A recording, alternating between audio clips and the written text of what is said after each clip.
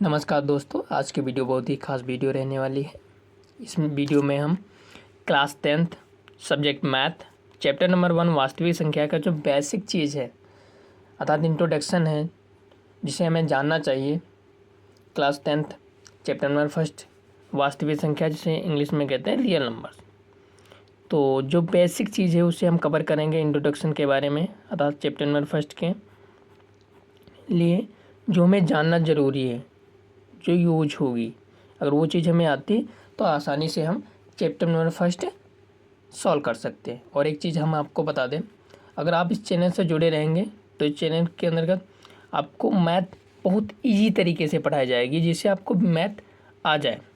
अगर आपको जोड़ और गुणा भाग आता है, मतलब जोड़ और घटाव तथा गुणा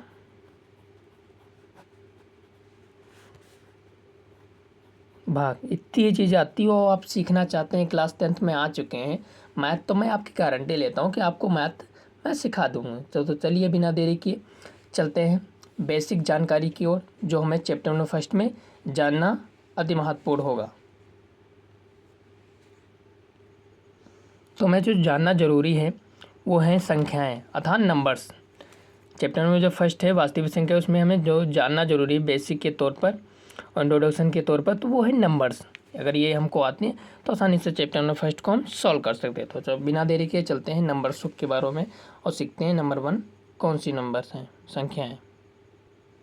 तो नंबर में जो पहली नंबर्स है वो कहती है प्राकृतिक संख्या, मतलब संख्याओं में जो पहली संख्या है वो है प्राकृतिक संख्या, जैसे इंग्लिश में बोलते हैं नेचुरल नंबर।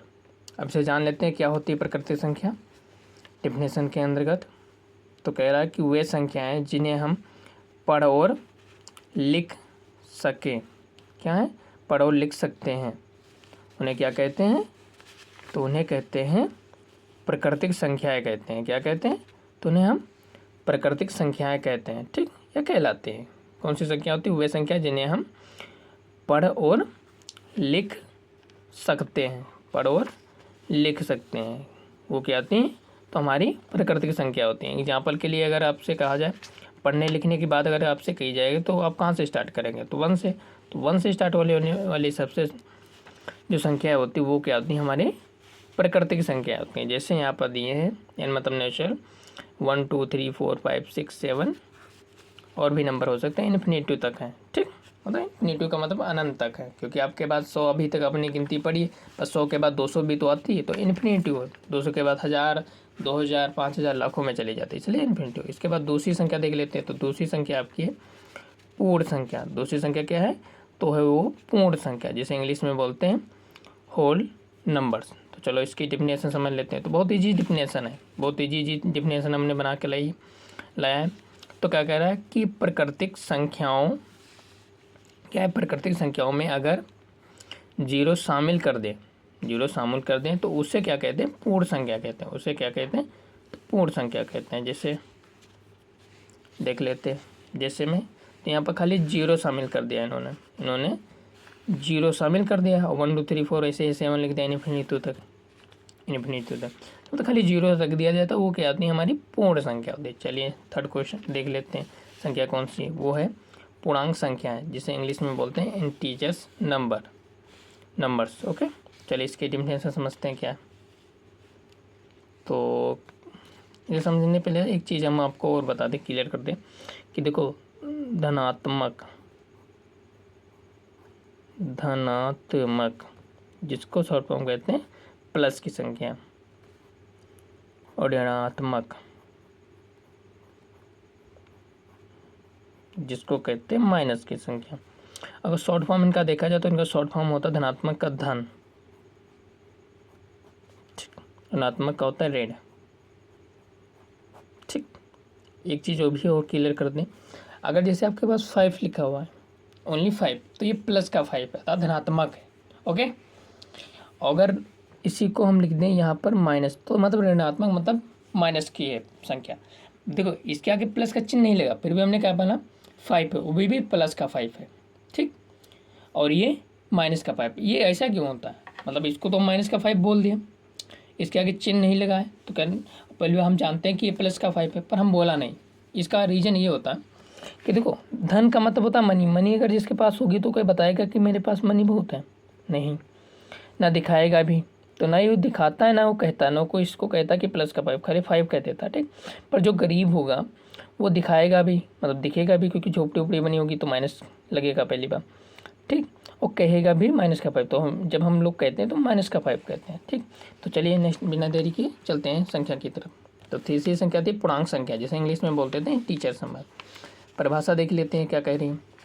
तो परिभाषा कहती है कि वे संख्याएं जिसमें धनात्मक, धनात्मक मतलब प्लस की संख्या है, और ऋणात्मक, और क्या है ऋणात्मक, ऋणात्मक मतलब माइनस की संख्या की संख्याएं शामिल हो, की संख्याएं शामिल होती हैं, उससे क्या कहते हैं? पूर्णांक संख्याएं कहते हैं। उसे हम लोग पूर्णांक संख्याएं कहते हैं। चलिए एग्जाम्पल से समझ लेते हैं। देखिए यहाँ पर जो एग्जाम्पल दिया है, इधर देखिए माइनस की संख्या दी है, जैसे माइनस का 8, माइनस का मतलब माइनस का 7, माइनस का 7, माइनस का 6, माइनस का 5, 2 1 मतलब जितनी भी, फिर 0 भी दिया, फिर 1, ये कितने सब प्लस करें तो इसके चिन्ह नहीं लगेगा प्लस का, पर ये मानी जाएगी प्लस की, क्योंकि वो लोग धनात्मक होते हैं। जैसे 1 2 3 4 5 6 7 8 फिर आधे हो गए।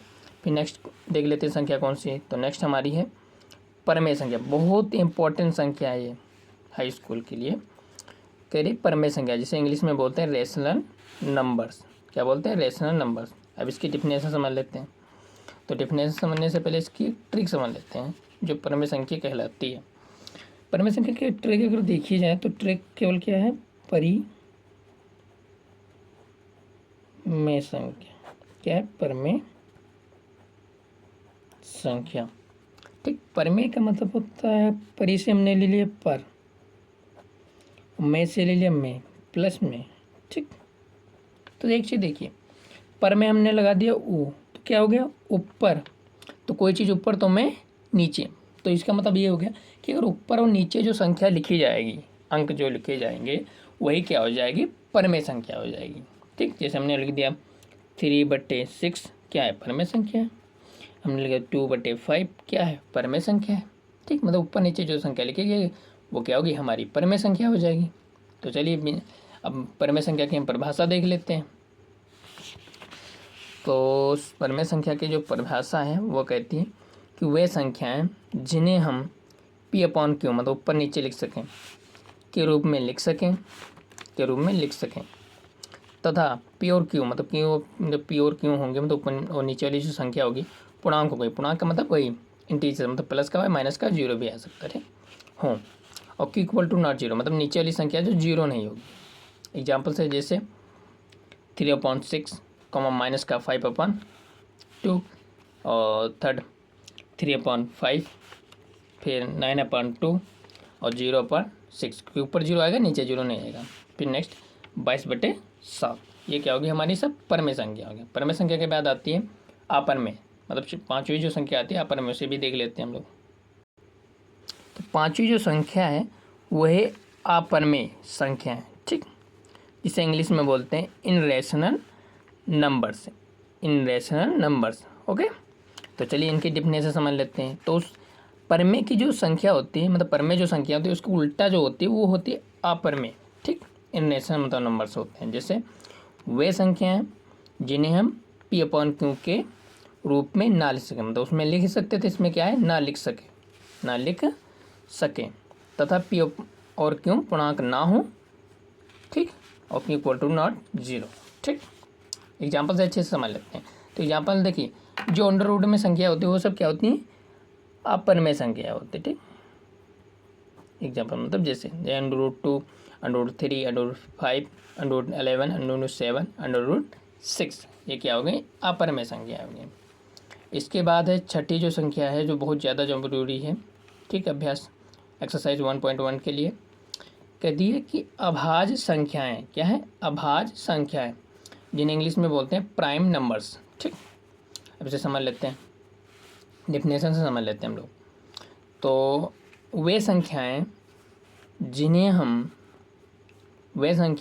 हम एक और स्वयं, ठीक, एक और स्वयं से पूरा कंप्लीटली मतलब पूरा विभाजित कर सके, उसे अभाज्य संख्या कहते हैं। क्या कहते हैं? उसे अभाज्य संख्या कहते हैं। ठीक, सिंपल।